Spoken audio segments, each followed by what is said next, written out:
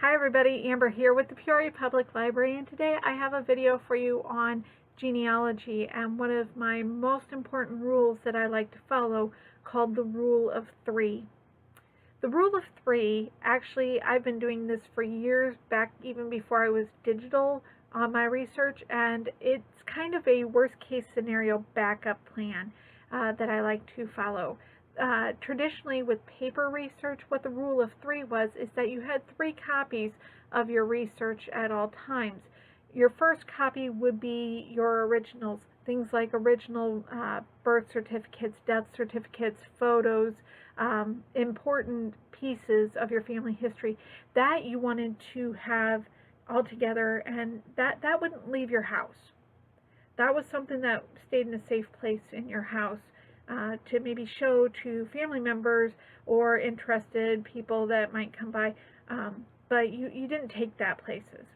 Then you had your backup copy, and that was kind of your research copy. That would be the stuff that you would take when you would go perhaps to a library to go research, or if you were going to take a genealogy road trip to do some research in another area that your family came from. You don't want to take your originals, because if you were somehow separated from your research, you would lose all your original documentation.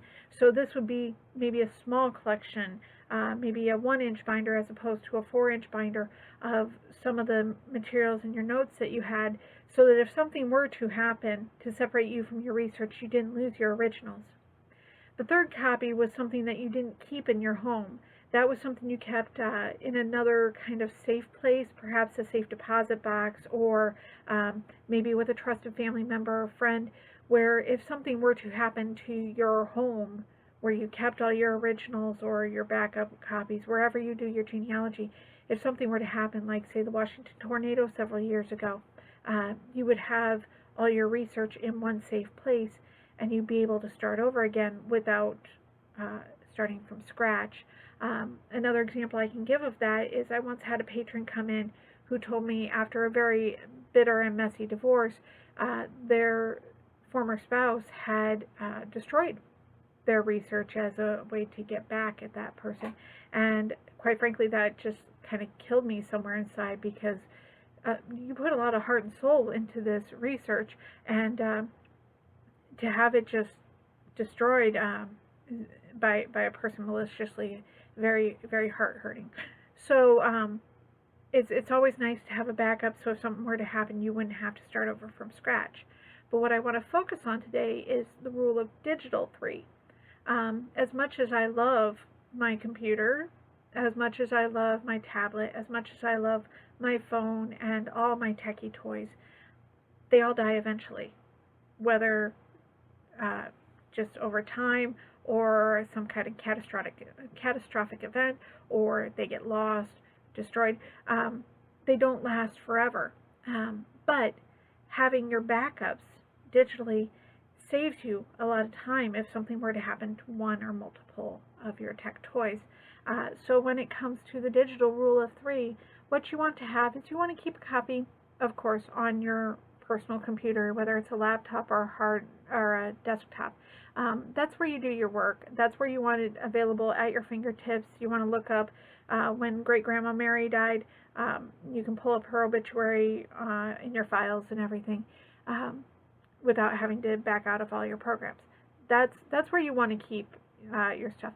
But on the off chance you get the blue screen of death, or something were to happen to your laptop, stolen, destroyed, anything, you want to have some kind of backup of your research so that you don't have to start over or rebuild, or if your files get corrupt. So you want to consider investing in a good jump drive or several jump drives.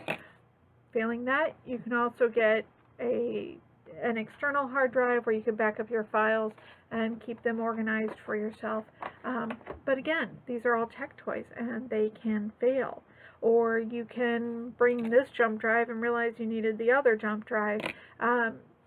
So another good technological digital way to have a copy of your research is to put it in some sort of cloud. Okay, most big tech companies out there nowadays have a cloud that you can join. I personally am a fan of Google Drive, mostly because it's connected to my email, it's connected to my photos, it's connected to any spreadsheets I have, but Google Drive will give you 15 gigs, which is twice the size of this jump drive, for free. And you can put tons of information in there before you hit to 15 gigs if you're just scanning pictures and creating files. I myself created a whole family history book of over 400 pages with lots of pictures and lots of digital files, and it was all in one place. And the great thing about the Google Drive use is that I could use it on any computer that was connected to the internet. I could go in, I could get my files, I could check my folders upon folders. I have folders for each person that I was researching. They were all right there at any computer or any device I was able to log into. So it was really great to have that. And whatever I did, it was automatically backed up. And so if I went to work one day and on my lunch hour I spent some time researching, I was able to go into Google Drive and save it there. When I got home, I could pull up Google Drive on my laptop, and it was all there. I had all the information right at my fingertips without having to carry extra papers, extra pens, remembering whether or not I brought my jump drive from home. So it's a really great backup and a really great way to make sure that you have all your information whenever you need it at your fingertips, and to have that backup and that safety so that you don't lose it in one event or another. That's my tip for today, and I really hope you take it to heart if you're doing any kind of research, whether it's doing genealogy or maybe writing a report for school, to consider having that backup. When you're done with it, if you're just writing a paper or whatever, a few years later you can get rid of it. You don't need to keep it forever. But it's nice to have, and nice to know that you have a copy should you ever need it for something. Another great thing about Google Drive that I love with genealogy is that I have saved hundreds, if not thousands, of obituaries into my records, and they're all organized, which is great. And then when one of my cousins says, "Hey, do you have an obituary for Grandma so-and-so?" "Yeah, sure, I do." And I'm able to not only send it to them, I could also just send them a link and they can look at it, and they don't have to access my, I don't have to give them access to my files, but I have it available, and they can have it almost instantaneously. Rather than having to troll around, look, where did I put that copy of that obituary? Do I have to mail it off? Do I have to scan it? It's all right there, and it's all digital. So keep that in mind if you're doing digital backups of your stuff. Keep lots of folders available.